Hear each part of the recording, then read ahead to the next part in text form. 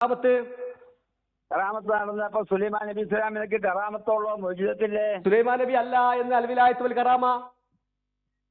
ഇങ്ങനെ അദ്ദേഹം കൊണ്ടുവന്നത് സുലൈമാൻ നബി അല്ല എന്ന് അൽവിലായത്ത് വൽ കറാമ. അത് മനസ്സിലായോ?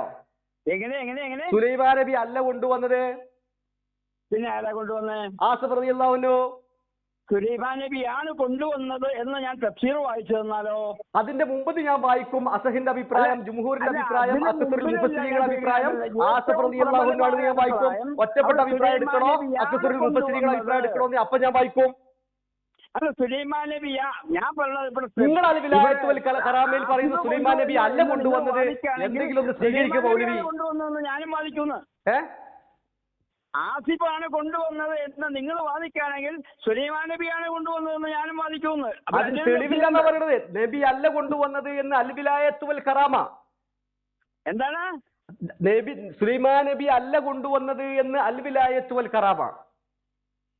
സുലൈമാൻ നബിയാണ് കൊണ്ടുവന്നത് എന്ന് ഭൂരിപക്ഷത്തിന്റെ അഭിപ്രായം ഇമാം ഖുർത്തുബി വിശദീകരിച്ചിട്ടുണ്ട്. ഇല്ല. ആരാണ്? ഇമാം ഖുർത്തുബി. ഭൂരിപക്ഷത്തിന്റെ അഭിപ്രായം എന്താണ്? സുലൈമാൻ നബിയാണ് കൊണ്ടുവന്നതെന്ന്. അന്ന് വായിക്കോ? വായിക്കാലോ? വായിക്ക്. എന്നാ അത് വയ്ക്ക്. ഇൻഷാ അല്ലാഹ് ഞാൻ കുറച്ച് കഴിയുമ്പോൾ വിളിക്കാം. ശരി.